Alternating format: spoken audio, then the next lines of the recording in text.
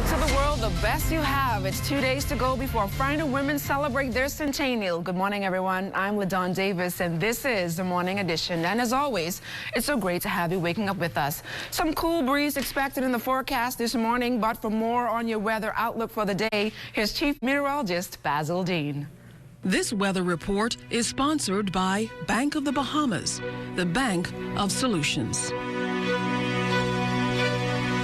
Good morning, LaDawn. That area of high pressure will maintain breezy conditions again today, but late tomorrow it will start backing off towards the east, leading to a slight reduction. We'll tell you all about that later in the newscast, so stay tuned. But outside of our studios, we're under partly cloudy skies, temperature 73 degrees, relative humidity at 73%. We have east-southeast winds at 9 miles per hour, the barometric pressure 1,022.1 millibars, that's 30.28 inches, and your pressure is rising. Temperatures around the islands this morning, 74 in Marsh Harbor, Abaco, Green Key at 72, Freeport 72 degrees, the Berry Island 75, Allenstown, Bimini 75 degrees, 74 in Harbor Island, Roxanne, Eleuthera, Otterstown, Cat Island, Stanier Key and Camp Space on Andros. Fresh Creek in Central Andros at 75 degrees, 74 in San Salvador and Rum Key. In Georgetown, Exuma, 75 degrees. Ragged Island picking up 75 as well, and that extends into Clarence, Down Long Island and Crooked Island.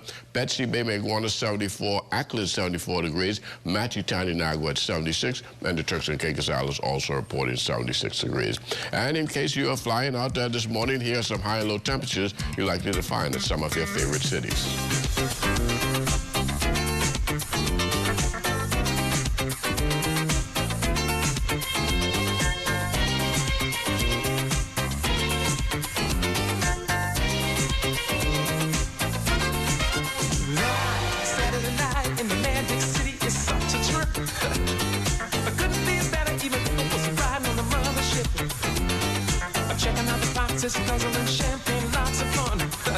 And that's going to do it for your travel forecast now. For your boating forecast for today in the northwestern islands, the winds are going to be northeast to east, 15 to 20 knots, wave heights 4 to 7 feet over the ocean. So caution flag tide in place for your boaters in the northwest Bahamas. High tide, well, that takes place at 10:22 this morning with the low tide at 4:50 in the afternoon. In the central and southeastern islands today, easterly winds 20 to 30 knots, very rough sea conditions at 9 to 12 feet over the ocean. So boaters are actually remain in port in the central and southeastern Bahamas today. And that's going to do it for your first look at Weather the Morning Edition. Stay tuned. Your forecast for today and tonight is still ahead. Basil, thanks a lot. You're looking at a beautiful morning shot of the Paradise Island Bridge, courtesy of our tower cam here on Rusty Bethel Drive. Meantime, traffic is building up on our streets as motorists get an early start to a productive day. Lloyd Allen and the Morning Edition team is standing by with the Bahamas First traffic report. The traffic report is sponsored by Bahamas First. First in insurance. Today, tomorrow. Well, of course, good morning, LaDawn. Good morning, Bahamas. It's a great start to your Tuesday morning. This morning, of course, we are reporting your traffic from the intersection of Village and Parkgate Road. Now, compared to other locations we've been at for the past few days, this location is relatively busy. Many commuters already on the road, making their way to work or to their various destinations. Also in this area, we've seen several pedestrians getting their 2020 workout routine in order. And of course, if you're one of those persons who's committed to a better body in 2020, get on up out of that bed, get started, and get cracking with health. This morning, we're also joined by Sergeant Cressenia Johnson from the Royal Bahamas Police Force Traffic Division. And of course, good morning, officer. How are you? A pleasant good morning to you, and a pleasant good morning, Bahamas. Well, of course, as we get started, give us an idea of traffic incidents overnight. Coming overnight, we've had 19 accidents just involving damages. We've had 5 hit-and-run accidents, and we've had 5 accidents involving minor injuries. As of this morning, we've had 1 accident that's a serious accident coming from Milo Butler Highway. A lone driver traveling north collided into a tree and was ejected from the vehicle. He's listed as very ill. Now, of course, with that incident, of course, you are obviously still investigating, and you suspected that there may have been some involvement of alcohol use? Yes, some consumption of alcohol is suspected in the matter, but investigations continue. Well, of course, and as we're in this area, we've also pointed out the fact that several schools are in this zone. Talk to us a little bit about how fast vehicles should be going and what they should be looking out for. Okay, excellent. As it pertains to this area, we can see that this is a high pedestrian traffic area. We have had persons walking to and from, and we would like drivers to understand that, guess what, when you're in these particular areas, this inner city, this is what we call the inner city. Inner city. Yes, you are to travel at 25 miles per hour if the sign is not posted. You're not to exceed that. It is for a reason. It's to make sure that you have proper view of the road and know what exactly is going on within your vicinity. Drivers do have a duty of care to pedestrians as well. So we're asking individuals, if you're in the inner city, travel at 25 miles per hour. If you're on the outer skirts, say for example, if you're in the Coral Harbor area or the Airport Road area and the sign is not posted, you have to travel at 30 miles per hour. 30 miles per hour. Okay, so these are there for a purpose. Okay, as it pertains to the school zones, when you're entering a school zone, the school zones are scheduled from 7:45 a.m. to 9 a.m. and then again at 2:45 p.m. to 4 p.m. During this time, you're to travel at 15 miles per hour. 15 miles per hour. This is to make sure our little darlings are kept safe. During this time, we know they're going to be traversing the streets and they're going to be in these areas. We know this is a high area for students to be traversing. We have students to the north, students to the south, students to the east, and students to the west of us as we speak. So we're going to ask drivers to please adhere to the speed limits that are in these zones. And so, of course, we also want to give a special shout out to all of our morning show traffic viewers. They've been giving a lot of feedback about what they want to see and what they're interested in. We also want to send a special shout out to Officer Barr from the Royal Bahamas Police Force. He's out sick and we're definitely hoping for a better recovery for him. And then finally, tomorrow, one of those things that we want to focus on as well, we want to look at some of those trends in regards to those hit and runs. We talked about it yesterday as well. Yes, hit and run accidents. We've seen that we have a reoccurrence, and as of last night, we had 5. Coming out of the weekend, we had a total of 8. So just in one night, we had an increase. We had 5. So we're gonna touch on that tomorrow and get into more detail about it and things that we should do and things that we could do as drivers to avoid these incidents, or when we get in these incidents, be able to adjust. And for you persons out there at home, I hear you. I know you definitely want to have some more information about that turn left policy that the country has now. A lot of persons not engaging it, and of course, if you're one of those, we're reminding you once you approach a traffic light that you are at liberty to take that left turn. Of course, you have to look both ways, and you must have an all clear before you make that turn. Any final words, officer? Yes, we just want everybody to remember that you owe a duty of care to everybody. Drivers, you're responsible for the persons that are inside your vehicle, the pedestrians that are out there, and you're responsible for yourself. So make sure that you guys take care of yourself and operate these vehicles in the right order. So some great news there, getting your morning started this Tuesday morning. LaDawn, back to you in studio. Thanks a lot, Lloyd. Now into our top story this morning. Over $1 billion committed in recovery funding during the Hurricane Dorian pledging conference. Members of the private sector, international financial institutions, multilateral organizations, and civil society pledging their support to the national rebuilding efforts. In fact, more than 300 delegates participated in the conclave at the Bahama Resort. At the end of the day, $1.5 billion in pledge funding were made. Technical support and consultancies were also offered. Deputy Prime Minister and Minister of Finance, the Honorable Peter Turnquest, on how those funds will be spent. The administrative cost is being kept to an absolute minimum and certainly will not exceed 20% of any giving that we may receive. And we will be doing our best through government resources to reduce that even further. We have allotted $10 million to support 3,500 micro, small, and medium-sized enterprises in the disaster zone. We have allocated $10 million to assist with small home repairs to ensure that persons who still have a house standing, that they're able to dry in their homes and have some place to stay while they complete the necessary repairs. As the rebuilding efforts expand across Abaco, the Bahamas Power and Light Company is noting that progress has been made in restoring power supply to that island. Repairs to the infrastructure at the Central Abaco Primary School, Government Treasury Building, Spring City and Water and Sewerage Corporation well fields are all 100% completed. Now, with respect to the remainder of the island and keys Green Turtle Key Infrastructure, Sunrise Bay, and the police residence over in Central Pines are also up and running at 100%. Meantime, the airport road is expected to be completed by January 27th. Other areas are on target for later this month. Also this morning, the country recording its 4th homicide for the year after a young man was gunned down in the Carmichael area overnight. The incident apparently occurred during a drive-by shooting. Police press liaison officer Superintendent Shanta Knowles provided details on the scene. Shortly after 7 p.m., we received reports of a shooting here at Montgomery Avenue off Carmichael Road. When officers responded to this area, they discovered that a male had been shot. The information that we have at this time is that shortly after 7 p.m., the victim, along with others, were standing on the side of the street when the occupants of a black Toyota Passo pulled through the corner, opened fire in the direction of the men, hitting the victim. Of course, paramedics were called here to the scene, and he was pronounced deceased. No one else was injured during this incident. Appears to be between the ages of 35, maybe 40. Once we know his true identity, then we'll be able to confirm his age.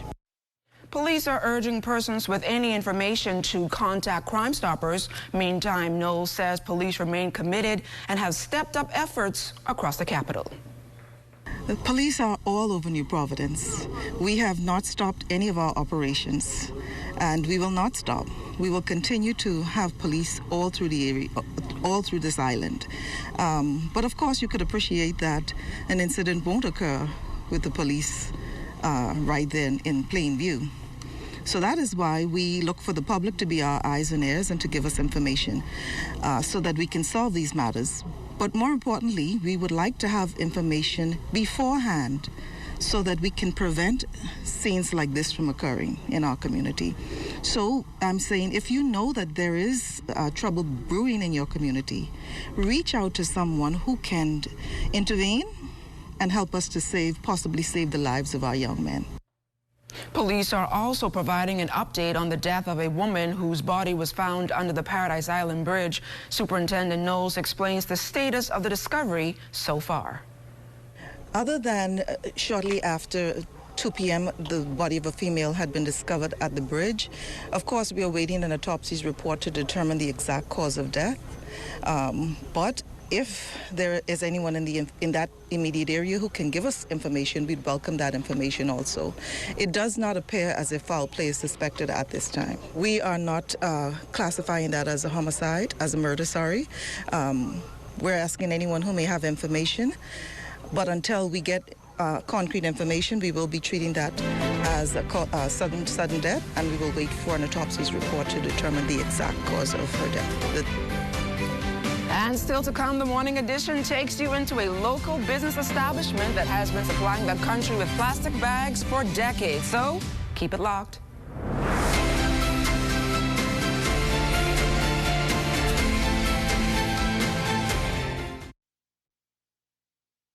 ZNS is everywhere you are when you download the new ZNS app. Watch our live channel to keep up with what's going on in the nation. News updates, we've got you covered. Tune into our radio stations with just a swipe. On the road, on the go, we're here with you. Available for download on the App Store and the Google Play Store. Hi, welcome to Dream Girls. We offer a wide variety of hair care, and your everyday beauty needs. Here at Dream Girls, we carry a wide variety of products for natural or relaxed hair, such as ORS, Hair Care, and Shea Moisture. We also carry a large selection of weaving, braiding, and crochet hair. You can expect to find a private wig room, a large variety of products, and service with a smile. Whether you're shopping for a party, a corporate event, or your everyday working woman, Dream Girls can make your dream become a reality. Live your dream, experience your dream, Dream Girls. We have 3 convenient locations to serve you: Village Road Shopping Center, Prince Charles Shopping Center, and Legacy Plaza located on Prince Charles next to BTC Cash and Go. Here at Dream Girls, enhancing beauty becomes your reality. The natural resources of the Bahamas play a critical role in supporting Bahamian livelihoods. For example, the fishing and tourism industry, which include fishermen, seafood exporters, hoteliers, dive operators, restaurants, and others. Collectively, they generate approximately $1.5 billion a year. Therefore, we must respect and preserve what we have. These resources belong to us. This is my livelihood. This is my livelihood. This is my livelihood. So let's all do our part to maintain our local economy and a good quality of life. Remember, if we take care of nature, nature will take care of us. Welcome to Sunshine Auto, your hottest place on the planet for rims, tints, tires, and auto sales. We are your auto superstore for rims, Lexani, Azaras, Trueform, Western, Lux, Fuel, Track Lights, Tough, Rough Racing, Velocity, Mud, All-Terrain, and low-profile tires, cars, homes, and commercial window tinting. At Sunshine Auto, we put God first and customer is king. Blessed luck. That's how rough riders roll. It's been 2 weeks now since a ban on single-use plastics has taken effect, and owners of a local supplier say despite the ban, business has been booming. They credit planning ahead and other bargains for the spike in sales. We've had a lot of options for our customers to switch over to. Marketing manager of Darville's Packaging, Mark Serpentine, says it's been quite a task getting Bahamians adjusted to the switch from plastic to paper due to a slight difference in cost of styrofoam. The lucrative supplier has been preparing to phase out plastics for 2 years. However, not to worry, they have a large number of environmentally friendly containers on the shelves. The options we have is the paper shoppers, the paper takeout shoppers, things like that. Those are a great alternative. They're all made of recycled material, so they're great for the environment. We also have compostable containers. We have the compostable cups that are all made of corn. We have paper straws, we have paper boxes, we have compostable coffee cups and soup cups. We have a lot of different options for the customers to make the switch, and we're hoping everyone has something to replace the products that they're using. So we have the clear containers. Most of the clear containers that you see here, they're made of a corn resin. So they're completely compostable, and when they actually break down into the soil, they enrich the soil. The containers that are replacing the styrofoam containers are made of a corn pulp, of a gas fiber material, and those as well, compostable. All of our other boxes are also made of paper.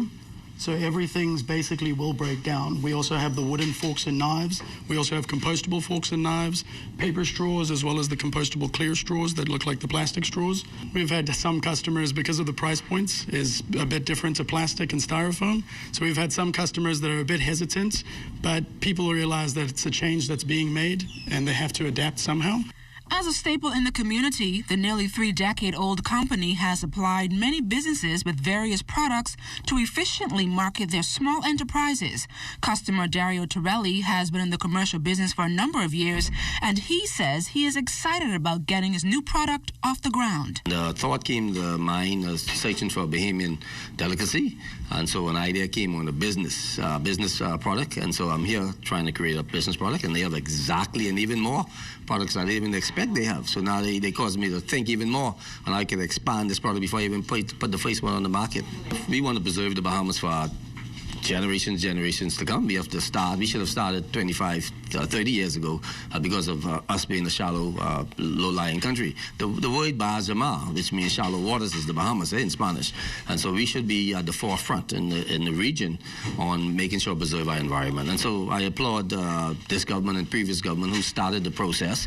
I think we could do more by having landfills throughout Nassau, so I could dump my bag, my plastic, my bottle, instead of waiting for me to compile it. Now, in terms of in-stock supplies, Serpentine says the company still has a large number of the popular thank you plastic bags packed away, and this has resulted in some $100,000 in losses.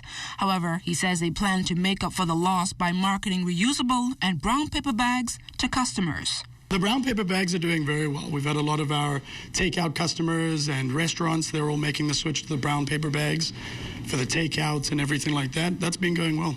We will have a large line of reusable totes as well as paper bags. We also have grocery bags, and we're looking at other alternatives for grocery bags on a lower cost level to meet everyone's demands and price point. A lot of customers come in the last week or so since the change has been put in place, and they're all switching to paper bags. A lot of customers are making the change already because they don't want to have to charge their customers for the plastic bag. Unfortunately, that's one thing that has hindered our sales of our plastic bags slightly, is the 25-cent fee. But we're hoping that by June we've depleted most of our inventory and we don't just have to dump a bunch of unused plastic bags at the dump. 2020 has proven to be a good year in the financial technology market as the Central Bank of the Bahamas is continuing with its phasing out of its Project Sand Dollar. Lloyd Allen was at the bank on Monday and shares the details of the newest virtual cash advancement. Project Sand Dollar last month was introduced in Exuma, and today employees at the company have been introduced to the project, which now opens the door to move them from traditional currencies to a virtual payment system. Bobby Chen, assistant manager for banking at the Central Bank, explains. Well, this initiative is brought on by Central Bank as a part of onboarding the users to experience the Sand Dollar network firsthand. At the moment, in Nassau, this initiative is only limited to the Central Bank employees to allow the central bankers to get a feel tangibly of how the Sand Dollar app is going to look and feel. But in Exuma, the public has already been onboarded since the December 27th of last year as a part of the launch, the official launch of Sand Dollars.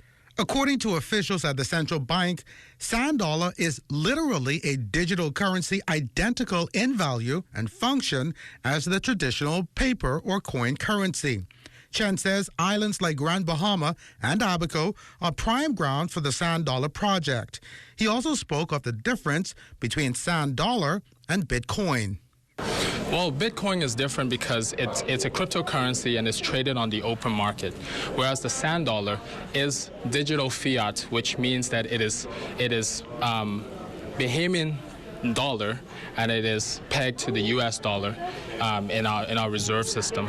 So it is different in that it doesn't fluctuate. The value stays one-to-one with the Bahamian dollar. It is the Bahamian dollar. It's the Bahamian fiat that is issued by the central bank.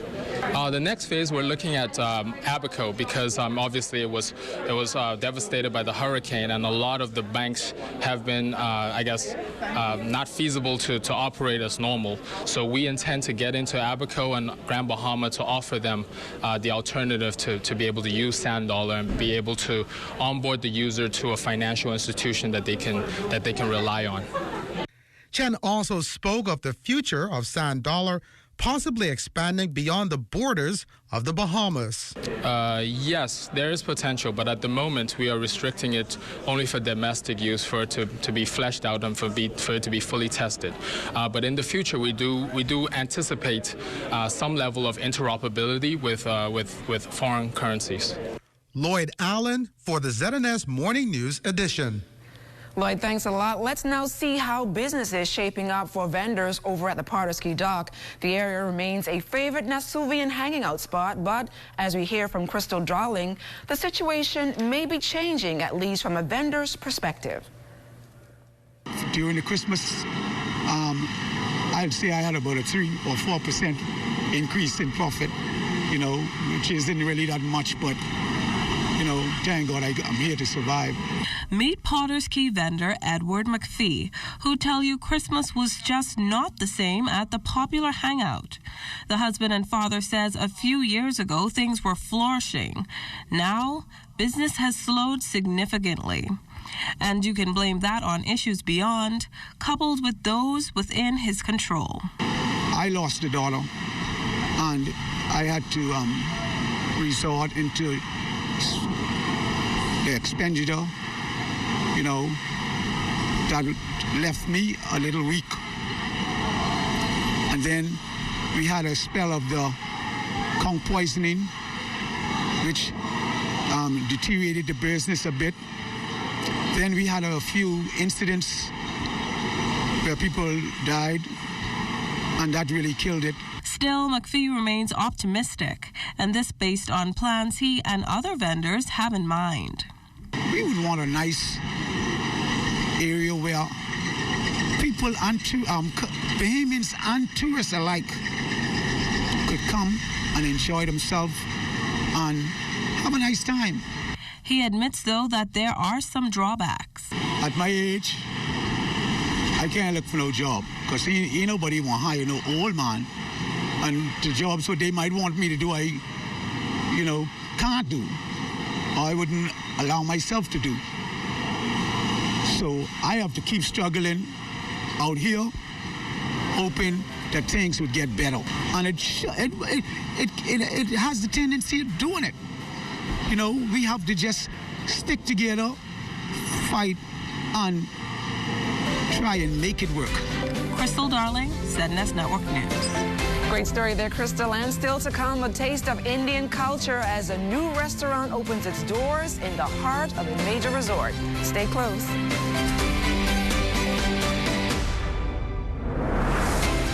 It's the OT with yours truly, Charles Fisher. Buddy Hield and the Kings have their... Buddy Hield seemed to be having the best season of his career. He had 32 points the other night. It was a bit disappointing, Shawnee Miller not winning the IAAF World Female Athlete of the Year. The high school rankings will soon be out. Tabernacle, the defending champions, CC Sweeting, they are always there. Who will it be this year? Each Monday on 1540 AM and 104.5 FM, it's the OT with yours truly, Charles Fisher. Every dream needs a gentle push. Every tomorrow needs a warm embrace. Every ambition needs hope to take flight and the faith to pursue a unique goal. At Commonwealth Bank, we make it happen for you. Today, tomorrow, and into the future. Commonwealth Bank. Everything we do it for you. Influenza, or the flu as it is commonly called, is a viral illness that usually occurs between the months October to March. The virus is transmitted from person to person through coughing, sneezing, or talking. Symptoms include fever, cough, headache, runny nose, generalized body aches, and fatigue.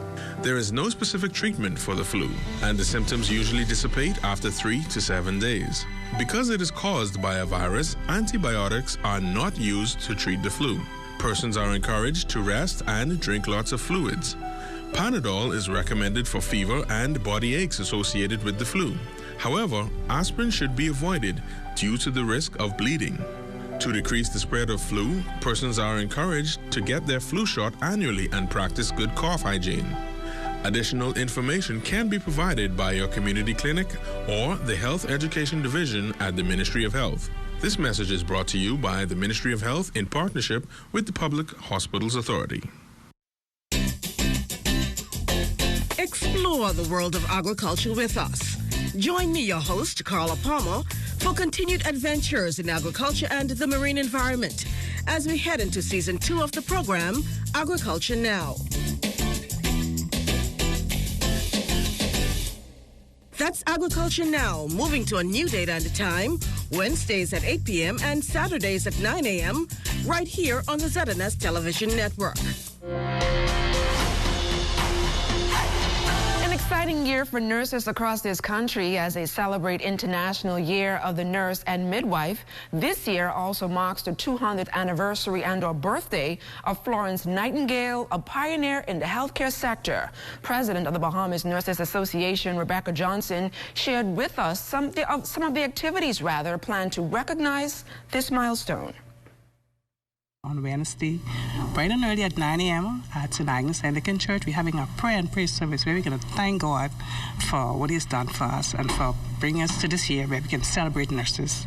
And then on Fridays, on the 17th, we're having the official launch of the Year of the Nurse activities in Bahamas, and that'll be held under the patronage of His Excellency, Governor General, at Government House at 10 a.m.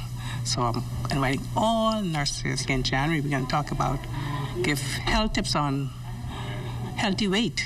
And we're starting at healthy weight because that's one of the big problems that we have in our community. Usually obesity leads to a lot of other diseases. So we're starting with healthy weight. So we're going to be celebrating our nurses all year long. And we're also going to be reaching out to the community and assisting them to improve their health as well. Johnson later gave this outlook for nurses for the new year. We want to empower nurses. We want to inspire nurses. We want to support nurses.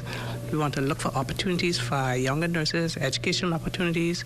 We actually have several leadership program plans for different category of nurses. Nurses who have more than 5 years experience, as well as our novice nurses. We are planning some leadership training for those category of nurses. And even our nursing students, we're not going to leave them out. We're going to start early with them with leadership training. You need leaders in every sector, and of course healthcare is no different. When you have a leader on board in your team, you don't have to worry, because everything is going to go the way it should be: accountability, reliability, creativity, innovative thinking, responsibility. You can imagine great leaders at the bedside, great leaders in the clinics, great leaders in every part of the hospital, the healthcare system, in our community health. Now we head on over to Grand Bahama, where efforts have been made to provide much-needed medical care to the eastern end of that island. Atalia Hall shares more with the Morning Edition. Following Hurricane Dorian, the community of East End was left without a proper health care facility, and for some 4 months, health services were provided under a tent in High Rock. But now residents have something more stable to look forward to, as a baby pod and a hospitainer were officially donated to the Grand Bahama Health Services by the International Medical Corps. The baby pod and hospitainer are said to be hurricane resistant, waterproof, includes a doctor's exam room, pharmacy space, and a treatment room. The investment is almost $500,000. Team leader for International Medical Corps, Carol Bassam, provided more details about the hospitainer. It has its own filtration system. It is weather and storm resistant and safe, even used in common sites. It can withstand hurricane below category 5. It has also a diesel generator, and even if it's flooded, the generator is easy to prepare. Minister of Health, the Honorable Dwayne Sands, says the wonderful addition to the Grand Bahama Health Services will allow teams to administer care inclusive of hygiene, medical, and mental services. The hospitainer is essential to East Enders as you rebuild your lives and homes, because we are going to be able to bring health care to you.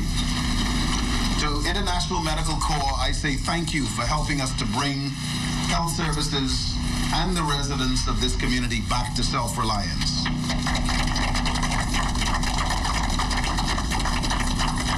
The importance of providing access to medical care following a disaster is a critical priority in the face of medical emergencies, given the risk of outbreak, intensifying chronic diseases, and decreasing access to health services. Deputy Prime Minister and Member of Parliament for the area, the Honourable K. Peter Turnquest, also thanking the organization for their assistance, and to the many others who were on the ground taking part in rebuilding efforts shortly after the storm. Ladies and gentlemen, if there's no lesson we have learned from this experience, it is that we must build resilience, infrastructure resilience, financial resilience, and social resilience. Social resilience is what we're here today to celebrate. And I want to congratulate those teams of workers in the healthcare services on Grand Bahama who have so valiantly performed their functions here in this community and throughout the East Grand Bahama District, and indeed the island of Grand Bahama and Abaco. Following the DPM's remarks, the hospitainer was officially presented to the Grand Bahama Health Services. The hospitainer was then prayed for. Now, while the Minister of Health did not provide an exact location, he announced that a new clinic will be built in the East End community before July of this year. It's Talia Hall, ZNS Network News. Well, it's early, but we will spike up your taste buds. Bahama's Rosewood Hotel is celebrating Indian cultural cuisine made new with a Bahamian twist in its new restaurant, Malum Grill and Cellar, to the public. Rosewood's managing director, Luigi Romaniello, says that the restaurant is not exclusive to visitors, adding that there is an ongoing special available for members of the local community that ends on January 31st. We wanted to give an opportunity for the community to come in, so we wanted to do a promotion for all the local Bahamians and the local residents to enjoy 20% off, on the food, and also non-alcoholic beverages, and also includes the valet parking. So we wanted to make it easy for you to come over here and take away this myth that is difficult to get into luxury hotels. We're actually very community friendly, and we would love to see the community coming to us. And the chef explains that contrary to popular belief, the curry flavor is not predominant in the all dishes, as the menu contains a variety of food with an assortment of authentic Indian flavors. Fisher, you're smelling really nice this morning. What's coming up in sports? Oh, Lord of mercy. That food surely looks good. It's not a breakfast dish, but it surely looks good this morning. LaDawn, well, today is going to be an historic day. As you know, Mike Sansi is the new president of NACTAC. We have lots of dignitaries in town. That official office will open this morning at 10 o'clock over there at the Thomas A. Robinson Track and Field Stadium. There's a new cologne I just got for Christmas. While you were on vacation? Yeah, while I was on vacation, somebody bought me a new cologne. You want to know the name? Yes, what's the name? Because it smells really good. Forget Me Not. Follow that and more ahead in sports.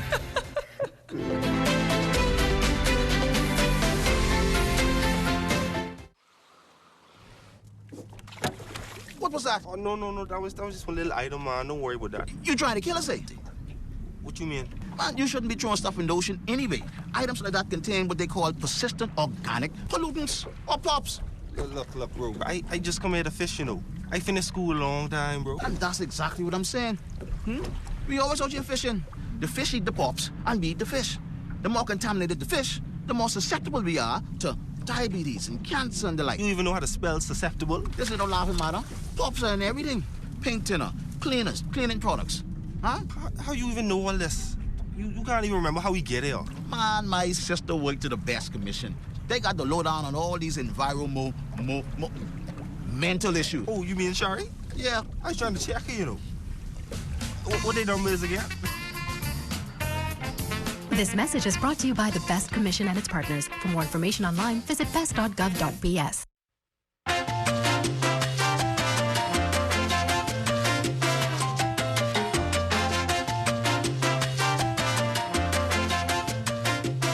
Boy, you should see this cute little honey of a poodle like dating now, What, you with another girlfriend? Man, what happened to the last dog you was going out with? Man, I had to dump her, but she's getting too clingy. Well, I hope you protecting yourself. Yeah, you see, I don't let none of them know where I live. No, man, I don't mean so they don't find you. I mean getting yourself neutered so you don't have a little bunch of spots running all around. Man, I ain't worry about that. I is man. I know what I doing. Yeah, famous last words. Well, I guess you ain't hear what happened to Skippy, eh? What? What happened to Skippy? Well, let's just say he ain't skipping around no more. He ain't get himself neutered. Now he in the doghouse with a wife and 9 puppies. Man, I gotta get myself neutered, but I like to run free. Wait, ain't that your old girlfriend Fifi coming behind you? Keep the stray dog population down in the Bahamas. Make sure your dog has been spayed or neutered. Let's make it Bahamian to be humane. This message has been brought to you by the Bahamas Humane Society and the Broadcasting Corporation of the Bahamas. Diabetic eye disease is caused by changes in the blood vessels of your retina. This disease is the most common cause of vision loss among patients with diabetes and is the leading cause of blindness and visual impairment in working-age adults. Symptoms of diabetic eye disease can include floaters in your vision, blurred vision, fluctuating vision, impaired color vision, or generalized loss of vision. Smoking can quadruple your risk of progression of this disease. Bottom line is, smoking will cause you to go blind faster with diabetes. So quit smoking.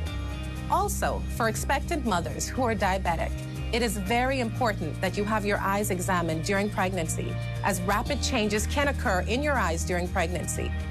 And remember, good eye health is a combined effort between your eye care team, your medical doctors, and you, the patient.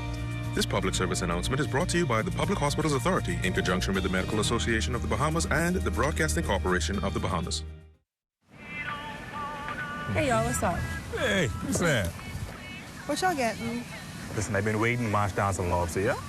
Hi, I'm Matthew. I will be you guys' waiter today. Can I take your order? Oh, I've been jonesing for some grouper dread.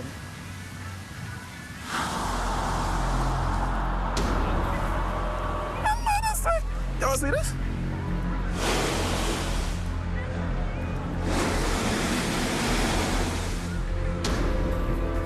See, this ain't gonna work. Where the fish gone, though? But how, though? Don't leave our children with no fish in their future. Protect our sea. Protect our way of life. Protect the Bahamas. To learn how you can help, find us on Facebook at Bahamas Protected. See the future.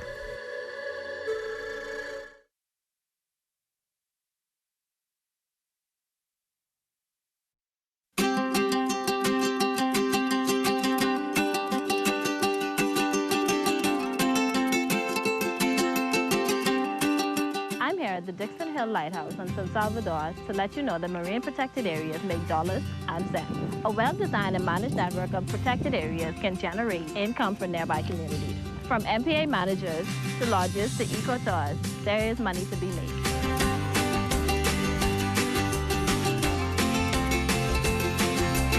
Healthy marine ecosystems help to protect our islands from climate change and other impacts that we cannot control. Healthy coral reefs help to break down fake waves, and mangroves absorb storm surge and help to protect our coastline.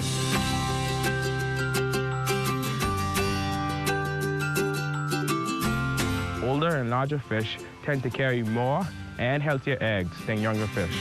Fish replenishment areas will allow fish to grow bigger and ensure that we have more fish now and in the future. In a replenishment area, fish are free to grow and reproduce. As their populations increase, more fish will spill over into other areas where fishermen can increase their catch and their income. I support the establishment of a marine protected area on my island. I support the establishment of marine protected areas on my island. I support the establishment of marine protected areas on my island. I support the establishment of a marine protected area on my island, and you should too. And you should too. And you should too. And you should too. See the future with Bahamas Protected.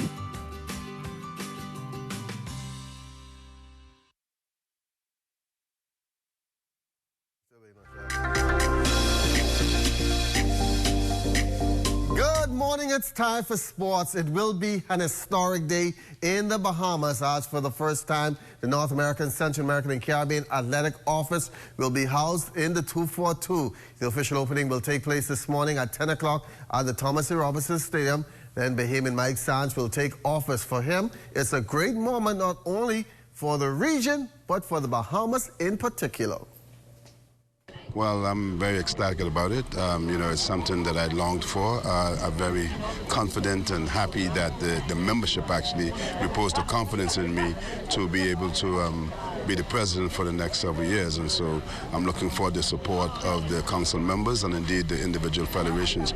We had a very good day of council meeting. It was very interactive, and we have some plans that we'll be sharing later on to ensure that our region stays the #1 region in terms of performances. And so that's my goal, that's my objective with the support of the member federations. President of World Athletics, Lord Sebastian Coe, in town to cut the ribbon, along with many dignitaries from the region. And he, too, is happy to be here in the 242. Mike and I have known each other many, many years.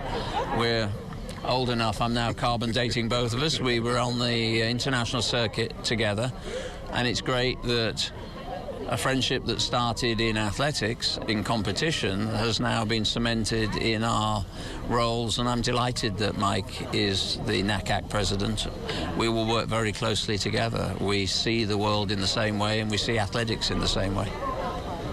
This was the scene Monday at the Thomas E. Robinson Stadium as hundreds of athletes went through their training sessions. Lord Coe looked on with amazement at the number of young athletes taking part in the sport which he leads. it is so comforting as the president of an international sport just to go to somewhere where the sport that you love and you've trained in and you've raced in and you've worked in has such a local passion. And to see that stadium full of young athletes of every age and every ability, and to know that actually there's such immense talent coming through, and our challenge is to make sure we keep it in the sport, we keep that talent developing. What was your message to the kids?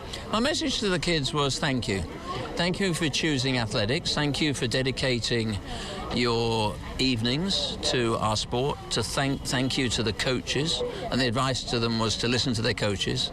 Their coaches are going to play a really important role in their lives, not just as coaches, but will also help them make good decisions about other things in their lives, because we can't just see sport as a microcosm. It really is something that can give social skill and confidence to young people. Also impressed with what he saw was former world record holder in the triple jump, Willie Banks, the American who was used to seeing athletes training in masters, called this an eye-opener. When I saw all these kids, I was really surprised. You know, I'm used to seeing a track where there's a few kids here, a few kids there, and then when I came out here to this track, I was just totally surprised at how many kids and how many young people were just running around and jumping and doing all the things necessary to become better athletes. And it made me understand that this sport is a special sport, and it has a huge future if we can just keep these kids involved. So thank God for the Bahamas and the work that everybody's doing out here on the track. Well, many Bahamians are wondering if the World Relays will ever call the 242 home once again. And Lord Coe addressed that matter in his interview with ZNS Sports. We had a great period where Bahamas really helped us get the World Relays established. It was a fragile flower when we started. It's now got some really strong roots, and I'm incredibly grateful to the support that we had in the Bahamas for that. You know, I was hoping when we first came here a few years ago that this would become a permanent fixture. I understand the challenges from time to time on local communities and government purses. I was a politician, I was a minister for a short time myself. I do understand that, but you know, we love being here. The fans were enthusiastic and noisy and absolutely passionate, and this is a country that loves track and field, and what's not to like about that? University of Bahamas multi-event standout Ken Mullings shattering his national record in heptathlon at the Jane Edmonds Memorial Invitation over the weekend at Purdue. He also had a personal best in every event, is now number 2 in the world rankings with 5,678 points. That's 250 points better than his old mark. For the third straight year, Mullings won the indoor invitational meet at Purdue University, but it wasn't easy. He didn't take a lot this time because the competition was way more stiff. I wasn't leading the competition until the last minute, so it really was do or die to be aggressive, really push through an whole form. So it really was a bigger experience for me to win this time. I am glad that I executed in all my events. I'm still a little disappointed in some of the events, but I'm glad to come up with a win. In short put, based on me and my athletic partner, Kendrick, me and him train the same way, we do the same stuff, and he was able to get way more in his event, and I was still throwing the same thing I was throwing for the past 2 years. I feel really good with the performance, especially with the 60-meter hurdles, because I was really aggressive, and that was the turning point.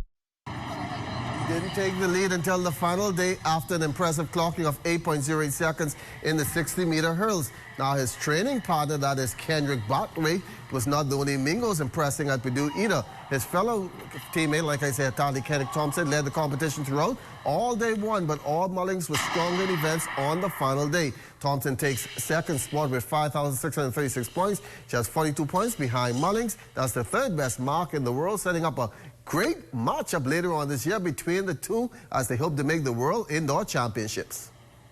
My performance is excellent here today. I'm glad to get up. PR, my first time indoors. But I'm actually excited about my next upcoming meet. My purpose with the qualify for World Indoors in Nanjing is upcoming May and get a top spot in the World League. So I just got to work on some of my weakest events because one of my strongest events today I did a bunch of crap in it. So hopefully I'll work on it and get better in it. And that's going to be it for sports on this Tuesday. Once again, the official opening of the NACAC office this morning at 10 o'clock at the Thomas A. Robinson Track and Field Stadium. It's going to be an historic day. Congratulations going out to Mike Sands and his team as they look to move track and field forward in the region for the next 4 years. Edna Toll Sports will be there, so we'll have all the highlights for you coming up later on this evening with Jonathan Benson. Until then, I'm Charles Fisher. Have a blessed morning.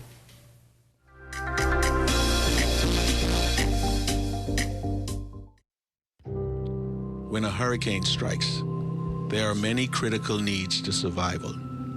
Water is one of them. Access to clean water to drink, bathe, and wash things is often hard to come by, particularly in remote areas. While it's tempting to use whatever water is available, there are a few things that you should do to make sure that your drinking water is safe to consume or use.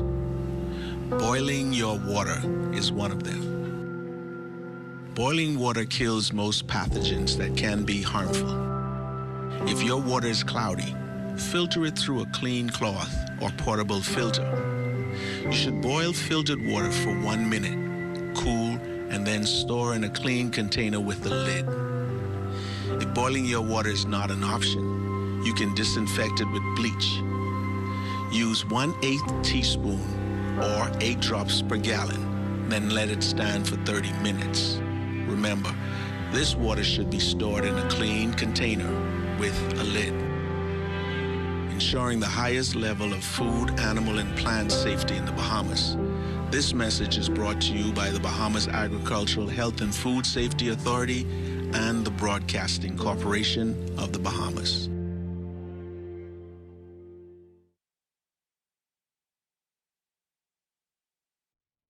Colon cancer is the third most common cancer affecting Bahamians. Your risk of developing colon cancer is increased if you have a personal history of colorectal cancer or colon polyps, a family history of colon cancer, or inflammatory bowel diseases such as ulcerative colitis. Other factors that can increase your risk of developing colon cancer are low fiber, high fat diets, a sedentary lifestyle, obesity, smoking, and alcohol. You can take steps to reduce your risk of colon cancer by making specific lifestyle changes. Eat a variety of fruits, vegetables, and whole grains.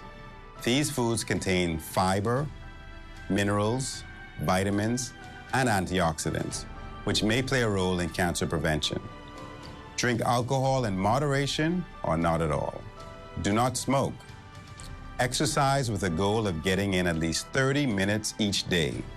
If you've been inactive, start slowly and gradually build up to 30 minutes. Also, talk to your doctor before starting any exercise program. Maintain a healthy weight. If you're at a healthy weight, maintain it by combining a well-balanced diet with daily exercise. If you need to lose weight, ask your doctor about healthy ways to achieve your goal. Colon cancer screening can also help to prevent colon cancer or lead to its early detection when treatment is most effective. If you're 45 years or older, speak to your doctor about having a colonoscopy or some form of colon cancer screening that may be appropriate for you. I'm Dr. Eugene Marcus Cooper.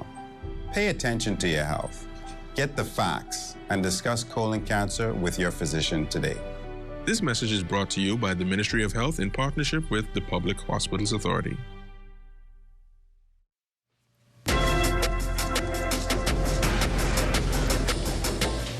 In our final look at weather, we have that area of high pressure which has been in place now for the past several days, generating fresh breezes throughout the 700 Island. That will remain in place throughout today, but tomorrow afternoon we expect it to start backing off slowly towards the east. That will pave the way for the arrival of a weak front system, which should get in here sometime on Saturday. That will be followed by a secondary front sometime on Monday night, and that will maintain the nice cool conditions we've been experiencing over the last several days as well. Our forecast for today calls for mostly sunny, breezy breezy conditions, high temperature reaching 80 degrees. And tonight, we're looking at near clear skies with a comfortable low temperature of 70 degrees. The extended weather forecast over the next 7 days, we're going to keep you nice and sunny right into Thursday. Some showers working their way into the forecast on Friday afternoon, just ahead of that frontal system. On Saturday, the front goes through.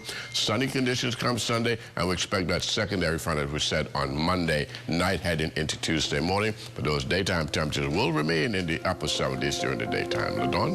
Basil, thanks a lot. And just like that, it's a wrap for us this morning. For the entire Morning Edition team, I'm LaDawn Davis. Make it a terrific Tuesday, everyone.